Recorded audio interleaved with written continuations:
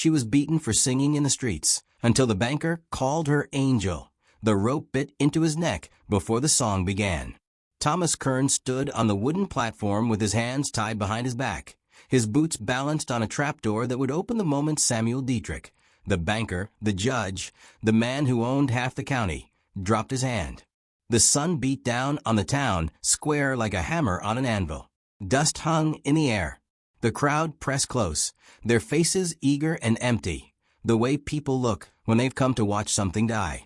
Thomas didn't fight.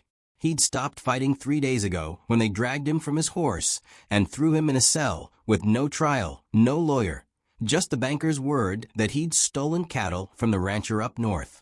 It was a lie. But lies didn't matter much in a town where one man held all the power and all the money. The sheriff stood beside the platform with his arms crossed, his badge catching the light like a cold star. He wouldn't meet Thomas's eyes. The banker raised his hand. His face was stone. His suit was pressed and clean, even in the heat. He opened his mouth to give the order. And then the voice came. It started so soft that at first Thomas thought it was the wind. A single note, low and trembling, rising from somewhere in the crowd. Then it grew. Not louder, but deeper, richer, like water breaking through dry earth. The words were from a hymn Thomas hadn't heard since he was a boy, sitting beside his mother in a wooden church that smelled like pine and candle wax. She used to hum it while she hung laundry on the line, her hands red from work, her voice the only gentle thing in a world that had never been kind to her.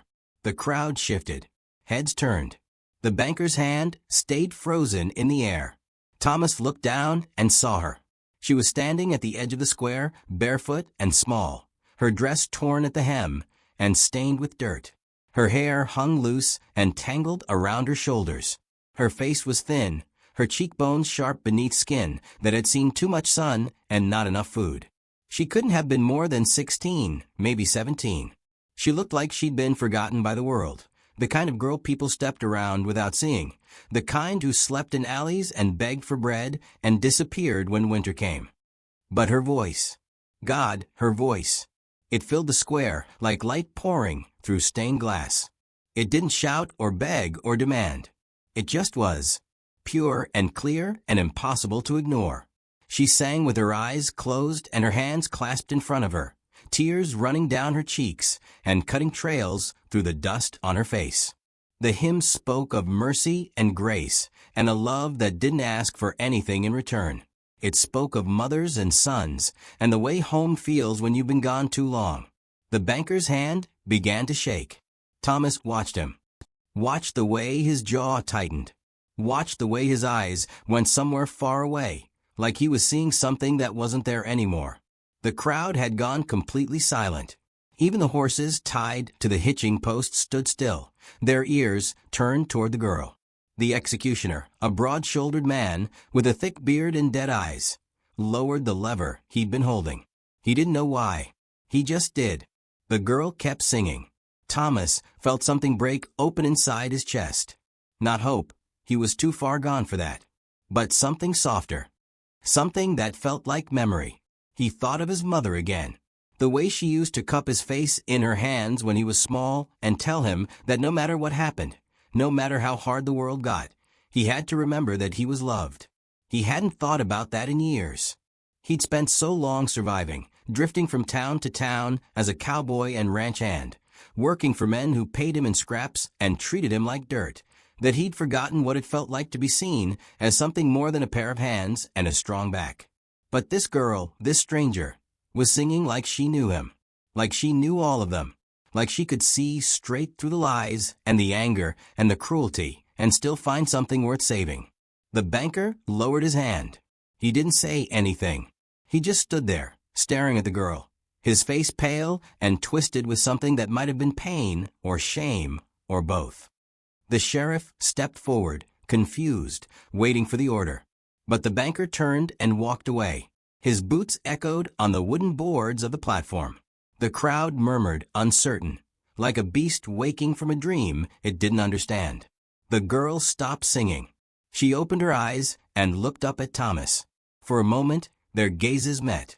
Hers were brown and tired and full of something he couldn't name. She didn't smile. She just looked at him like she was saying goodbye, or maybe hello. Then she turned and began to walk away, her bare feet silent in the dust. "Wait," Thomas said. His voice came out rough and broken. "Wait." But she didn't stop. She disappeared into the narrow alley between the general store and the saloon, and the crowd swallowed her shadow like she'd never been there at all. The sheriff climbed onto the platform and untied the rope from Thomas's neck. He didn't say a word, didn't look at him, just loosened the knot and stepped back, his face blank. Thomas pulled the rope over his head and stood there, breathing hard, his hands still bound behind his back. The crowd began to scatter, disappointed, their voices low and angry. They'd come for a hanging and gotten a hymn instead. Thomas looked at the alley where the girl had gone. He wanted to follow her, wanted to ask her why she'd done it, wanted to know her name, but his legs wouldn't move. His whole body felt like it was made of stone. The sheriff cut the ropes on his wrists and pushed him toward the edge of the platform. "Go," he said quietly, "before he changes his mind." Thomas stumbled down the steps and into the street. The sun was setting now, turning the sky the color of blood and fire. He stood in the middle of the square, alone, and tried to understand what had just happened. But all he could hear was the echo of her voice, still ringing in his ears like a bell that wouldn't stop. 3 days ago, she'd been beaten in this same square. He'd seen it happen. A merchant had caught her singing outside his shop and called her a beggar, a nuisance, a stain on the town's reputation. The sheriff had dragged her into the street and struck her across the face while the crowd watched and did nothing. Thomas had stepped forward. He'd grabbed the sheriff's arm and told him to stop. He'd paid for it with a night in jail and a charge of interference that the banker had twisted into cattle theft. She'd saved the man who tried to save her. And now, standing in the square with the rope burns still fresh on his neck, Thomas understood that he owed her something he could never repay, not with money or words or anything else the world measured. He owed her the rest of his life, and he didn't even know where she'd gone. The shawl slipped from her shoulder, and Samuel Dietrich saw the bruises. He was standing at his office window on the second floor of the bank, watching the street below turn gold in the evening light, when the wind caught the edge of her wrap. Just for a moment. Just long enough for him to see the purple and yellow stains that spread across her skin like spilled ink on paper. She pulled the fabric back quickly, her fingers tight and practiced, but it was too late. He'd seen. She stood in the same spot she always did, directly beneath his window, where the shade from the building cut a dark line across the dust. Her bare feet were planted in the dirt. Her dress hung loose and faded, the color washed out by too many days in the sun. And she sang. Every evening at dusk, when the heat finally broke and the town began to breathe again, she came and sang. Not for coins, though people sometimes threw them. Not for attention, though heads always turned. She sang like it was the only thing keeping her alive. Samuel had heard her voice 100 times now, maybe more. He'd heard it the day she stopped his hand from dropping and saved a man from hanging. He'd heard it echoing through his dreams at night, haunting him in a way he couldn't explain. But he'd never looked at her closely. Not really. She'd always been just a shape, a shadow, a sound floating up from the street. Now seeing those bruises, he felt something crack inside his chest, something he'd kept locked away for so long he'd forgotten it was there. Guilt. He turned from the window and sat down at his desk. The ledger lay open in front of him, filled with numbers that meant nothing.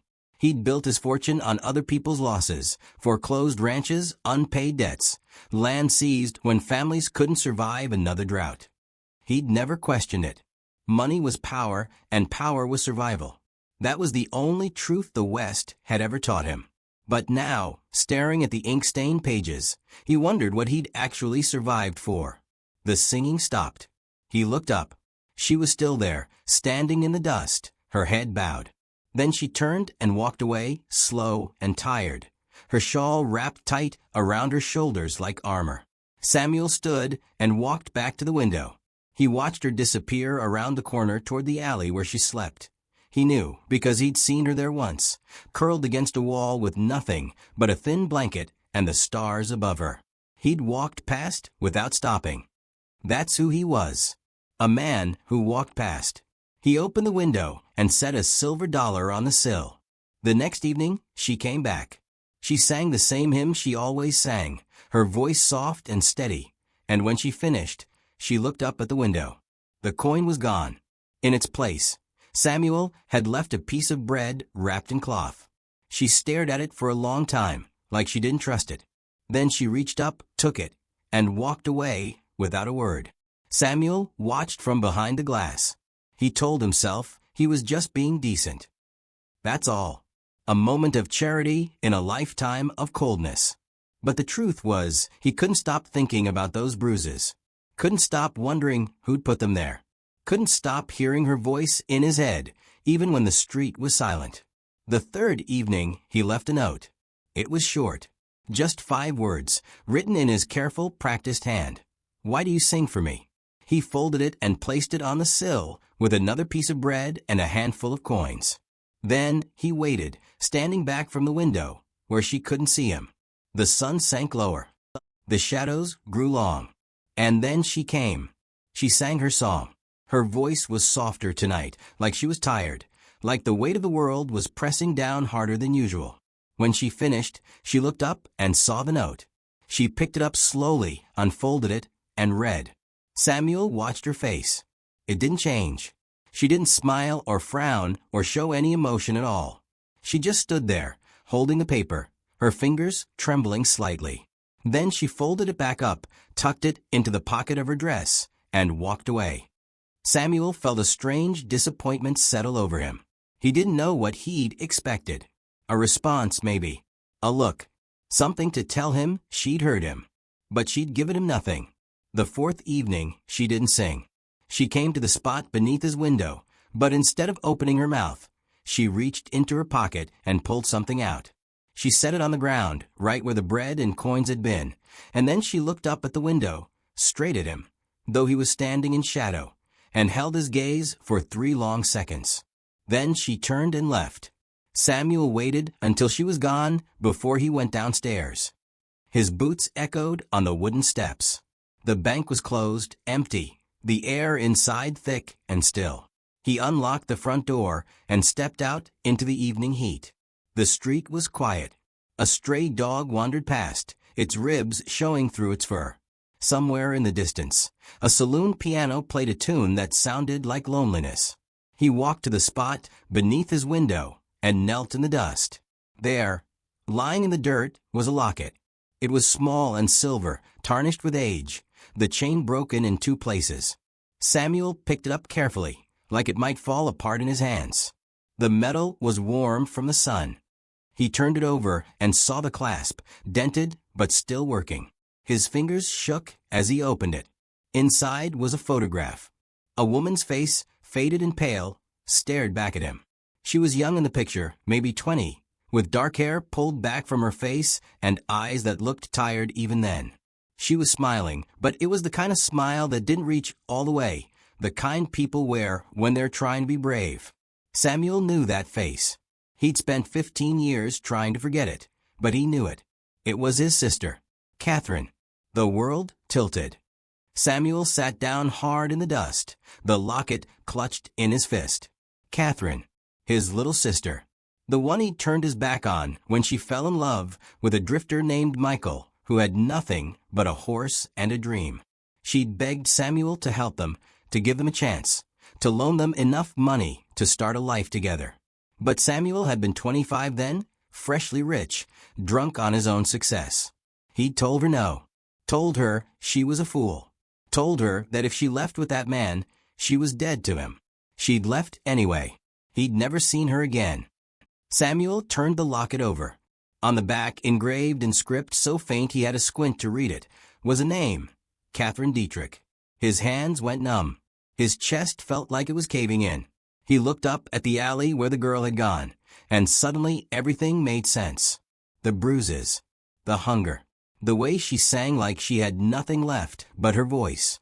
She wasn't just some beggar. She was Catherine's daughter, his niece. The child his sister must have had after she left. The child who'd grown up in poverty while Samuel built his empire and counted his gold and convinced himself he'd made the right choice. He'd beaten her. Not with his own hands, but with his orders. He'd told the sheriff to clear the streets of beggars. He'd signed off on the violence without thinking twice. And 3 days ago, when that cowboy had tried to stop it, Samuel had thrown him in jail and put a rope around his neck just to prove he could. The girl had saved that man anyway. And now she'd given Samuel the one thing that could destroy him, the truth.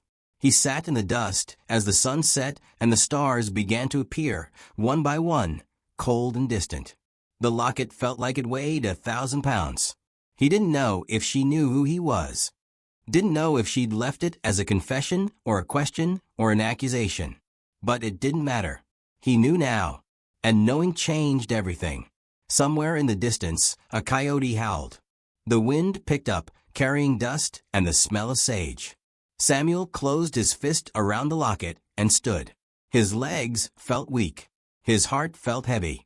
He looked toward the alley again, and this time he didn't walk past. Samuel Dietrich wept like a broken man.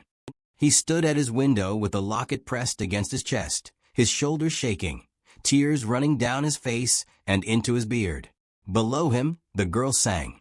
His niece, Catherine's daughter, the child he'd never known existed, standing barefoot in the dust with her shawl wrapped tight around bruises he'd caused. Her voice rose through the evening air, soft and pure, and every note felt like a knife turning in his gut. He'd built an empire, owned half the county, had more money than he could spend in 3 lifetimes. And for what? So he could pay a sheriff to beat a starving girl for singing in the street? So he could foreclose on ranches and ruin families and convince himself it was just business? So he could turn his back on his own blood and pretend he'd made something of himself? He was a monster, and he'd been too blind to see it. The girl's voice cracked slightly on the last verse of the hymn. Samuel heard it, heard the pain beneath the beauty, the exhaustion that came from surviving in a world that had never wanted her. She'd been beaten 3 days ago in the town square. He'd watched from his office window and done nothing. Worse than nothing. He'd signed the paper that ordered it, told the sheriff that beggars and street singers were bad for business, that they drove away respectable people, that the town needed to be cleaned up. The sheriff had done exactly what Samuel paid him to do. And the girl, his sister's girl, his own flesh and blood, had taken the beating without crying out. She'd curled up in the dirt with her arms over her head while the crowd watched, and no one helped. No one except Thomas Kern. The cowboy Samuel had later thrown in jail and nearly hanged for a crime he didn't commit. The same cowboy the girl had saved with her song. Samuel pressed his forehead against the cold glass of the window. His reflection stared back at him. A man of 50 with gray in his hair and lines carved deep around his mouth. A man who looked successful, respectable, a pillar of the community. But all he saw now was a stranger wearing his face. Someone he didn't recognize. Someone he didn't want to be. The singing stopped. Samuel opened his eyes. The girl was looking up at him. She couldn't see him clearly through the glass, not with the lamp unlit in his office. But somehow her gaze found his anyway. Her face was pale and thin. Her split lip had scabbed over, but still looked painful. Her eyes were the same dark brown Catherine's had been, the same eyes that used to look at him with trust and love before he destroyed that too. He couldn't stand it anymore. Samuel turned from the window and walked out of his office. His boots echoed on the stairs. The bank was empty and dark. He unlocked the front door and stepped out into the street. The evening air was cool now, carrying the smell of dust and sage and horses from the livery stable down the road. The sky above was turning from gold to purple, the first stars beginning to show. The girl stood 20 feet away, watching him. She didn't run, didn't speak, just stood there with her hands clasped in front of her and her shawl pulled tight, waiting. Samuel walked toward her. Each step felt heavier than the last, like he was walking through water. The locket was still in his hand, warm now from being held so long. When he reached her, he stopped. They were close enough that he could see the bruise on her cheekbone, the small cut above her eye, the way her hands trembled slightly even though her face stayed calm. He wanted to speak, wanted to explain, wanted to tell her everything, about Catherine, about the choice he'd made 15 years ago, about the guilt he'd buried so deep he'd forgotten it was there. But the words stuck in his throat like stones. So, instead, he fell to his knees. The dirt was hard and dry beneath him. Dust rose up around his legs. He heard a few people on the street stop and stare, the banker kneeling in the dirt like a beggar, like a man asking for forgiveness from God himself. But Samuel didn't care. He looked up at the girl and held out the locket with both hands, like an offering. "Angel," he said.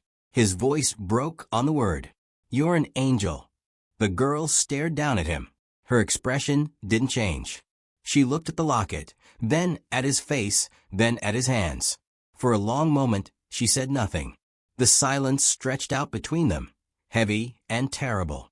Samuel felt it pressing down on his chest, making it hard to breathe. "I'm not an angel," she said finally. Her voice was quiet but steady. "I'm just trying to survive." Samuel's hands shook. "I know who you are," he whispered. "Catherine was my sister. Your mother." He couldn't finish. The words tangled up with the tears. The girl's face went very still. She looked at him like she was seeing him for the first time. "You're my uncle," she said. It wasn't a question. "Yes." "You're the one who turned her away." Samuel closed his eyes. "Yes." "You're the one who paid the sheriff to beat me." "Yes." The word came out like a confession, like a sentencing. "Yes, I did that. I did all of it. And I can't." His voice broke again. "I can't take it back. I can't fix it. I've spent 20 years building something that doesn't mean anything, and I've hurt everyone who ever." He couldn't go on. The girl reached down and took the locket from his hands.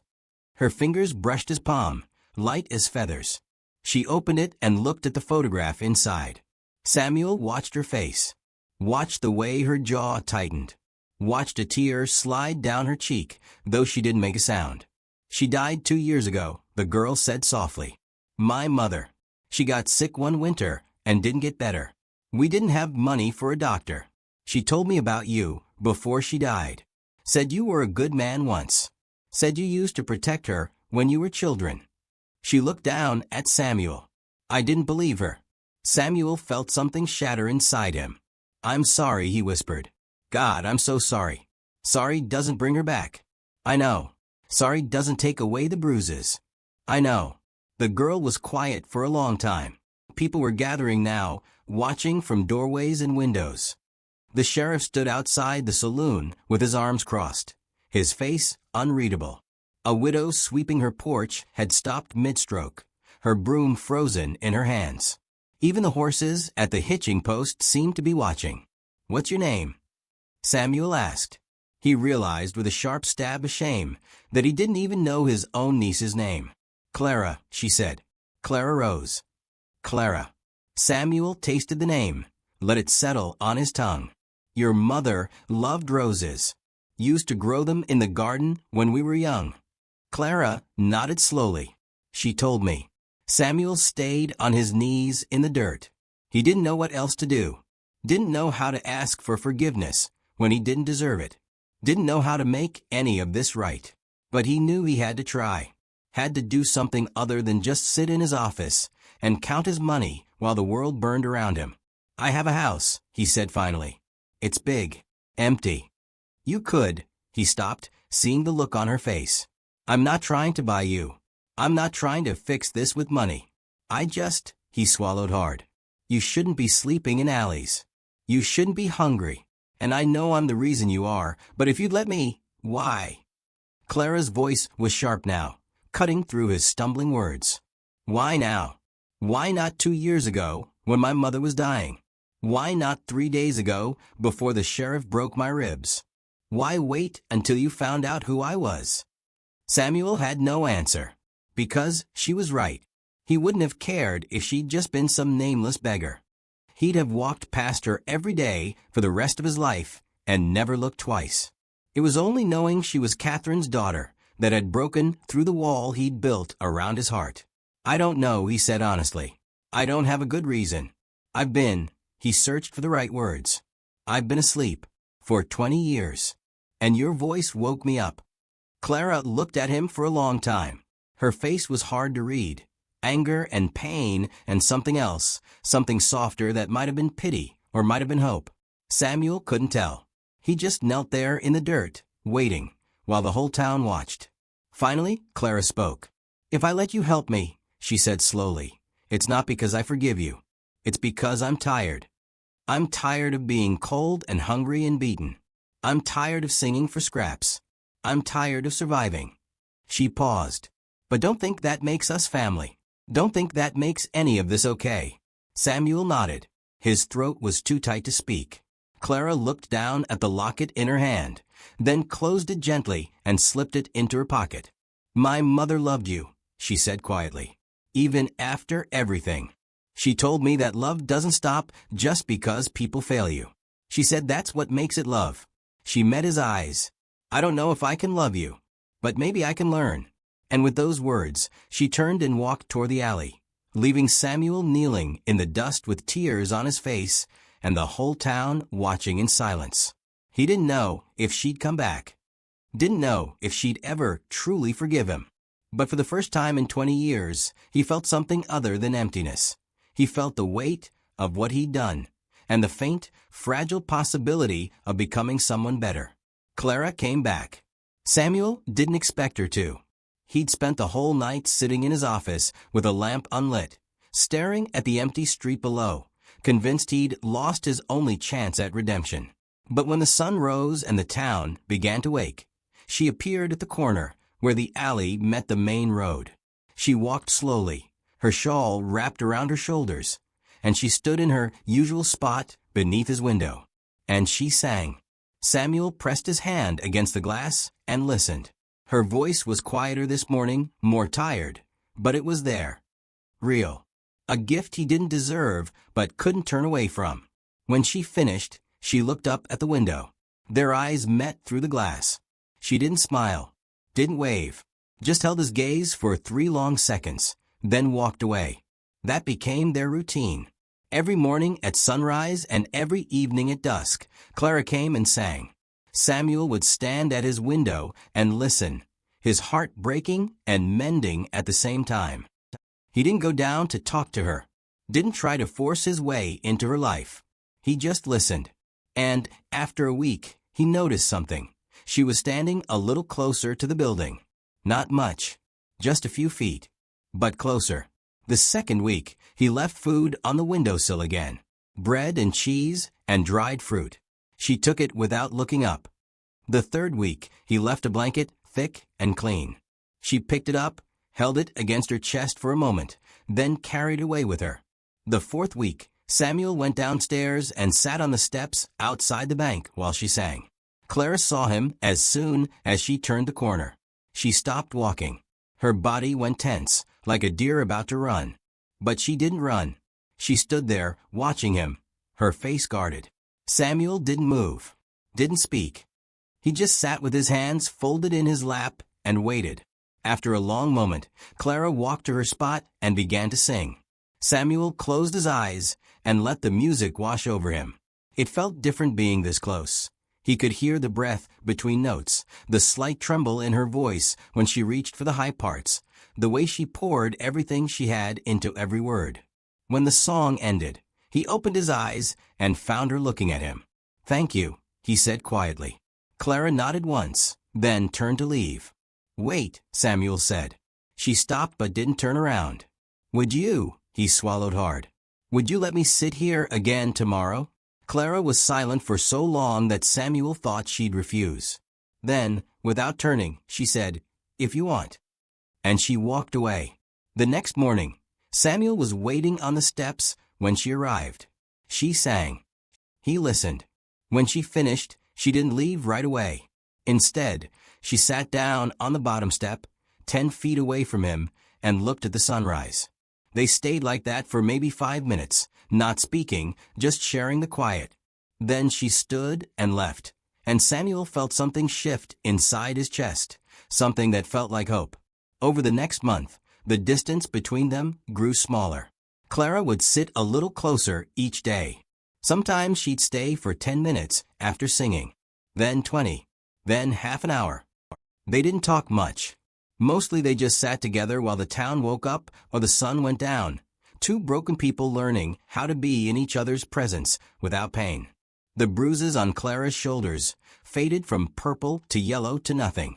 Her split lip healed. She started eating regularly, and the sharpness in her face softened slightly. Samuel watched these changes like a rancher watching rain after a drought, grateful and amazed and terrified it might stop. One morning, Clara spoke first. "Why did you really turn my mother away?" she asked. Her voice was soft, but the question cut deep. Samuel looked down at his hands. "Because I was afraid," he said honestly. "I just started making money. Started to feel like I mattered. And Catherine wanted to marry a drifter with nothing but dreams. I thought," he paused, choosing his words carefully. "I thought if I let her go, if I cut her out of my life, it would prove I'd moved beyond where we came from. Prove I was better than our poor childhood. But all it proved was that I valued money more than family. And by the time I realized that, it was too late." Clara was quiet for a long time. "She never stopped loving you," she said finally. "Even when she was dying. Even when we had nothing. She'd tell me stories about you. How you used to protect her from the older boys. How you'd share your food when there wasn't enough for both of you. She said you were the bravest person she ever knew." Clara looked at him. What happened to that person? Samuel felt tears burn behind his eyes. "I killed him," he whispered. "Slowly. Year by year. I traded him for gold and respect and power. And I didn't even notice until it was too late." "It's not too late," Clara said quietly. Samuel looked at her, surprised. "What?" "It's not too late," she repeated. "You're still here. I'm still here. And you can choose to be someone different starting now." Those words changed everything. Samuel went to work that very day and made a list of every family he'd foreclosed on in the past 5 years. Then he started giving back. Not everything. He couldn't undo all the damage, but enough. Enough to let the widow on Maple Street keep her house. Enough to help the rancher north of town rebuild his barn after the fire. Enough to open the church basement as a shelter for anyone who needed a place to sleep and a hot meal. The town noticed. People whispered. Some thought he'd gone soft. Others thought he was dying and trying to buy his way into heaven. But Samuel didn't care what they thought. He only cared about one person's opinion, and she sat beside him every morning and evening, singing songs that sounded like forgiveness. 6 months later, Samuel hired a carpenter. "I want you to build a house," he told the man. "Small but solid. On the hill west of town. The one with the view of the sunset." The carpenter nodded. "Who's it for?" "My niece," Samuel said, and saying those words out loud, claiming her, finally, after all this time, felt like coming home. It took 3 months to build. Samuel checked on it every day, making sure every board was straight, every window properly fitted, every door sturdy enough to keep out the winter cold. When it was finished, he walked Clara up the hill to see it. She stood in front of the little house with her hand over her mouth, tears streaming down her face. It was painted white with blue shutters and a small porch facing west. Inside, Samuel had furnished it simply but carefully. A bed with a quilt Catherine would have loved, a table and chairs, a wood stove, shelves for books, and a rocking chair by the window. "It's yours," Samuel said. "No strings. No conditions. Just a place to be safe." Clara turned to him, and for the first time since they'd met, she smiled. Not a big smile, just a small, fragile thing, like a flower pushing through hard ground. But it was real. Samuel reached into his pocket and pulled out the locket. "Your mother used to come to this hill," he said, pressing it into Clara's hand. "When we were young, before everything went wrong. She'd sit right here and watch the sunset and talk about all the things she wanted to do with her life." His voice broke. "She loved you more than I loved anything, Clara. And I spent my whole life wrong, because I forgot that love was the only currency that meant a damn thing." Clara closed her fingers around the locket and looked out at the horizon. The sun was setting, painting the sky in shades of gold and red and purple. The wind moved through the grass, carrying the smell of sage and distance. Somewhere in town, the church bell rang for evening service. "Will you come hear me sing on Sunday?" Clara asked quietly. "In the church?" Samuel nodded, unable to speak. "Good," Clara said. "Because I'm going to need someone in the front row who believes in second chances." She turned and walked into her new house, the locket clutched against her chest. Samuel stood on the hill and watched the sun sink below the mountains. The west stretched out before him, vast and wild and beautiful. And for the first time in 20 years, it didn't feel empty. It felt like home. Down in town, the church doors stood open. The saloon lights flickered to life. Horses shifted in their stalls. A cowboy rode in from the range, tired and dusty. The sheriff made his evening rounds, his badge catching the last light of day. And through it all, carried on the wind like a promise, came the echo of a song. Proof that even in the hardest places, even after the worst mistakes, something beautiful could still grow. Samuel walked down the hill as darkness fell, his heart lighter than it had been in years. Behind him, smoke rose from Clara's chimney. Ahead of him, the town waited. And between them, finally, was understanding, the quiet, hard-won kind that doesn't erase the past but makes peace with it. Love, he understood now, wasn't something you deserved or earned. It was something you chose every day in small and unseeable ways. It was sitting on steps at sunrise. It was building a house on a hill. It was listening to a song even when it broke your heart. It was saying sorry and meaning it, and then spending the rest of your life proving it was true. The West was still wild. But maybe, Samuel thought as he walked home through the gathering dark, that wildness left room for grace too, for redemption and second chances and the slow, steady work of becoming the person you should have been all along. And in that possibility, beneath the endless stars, Samuel finally found his way back to himself.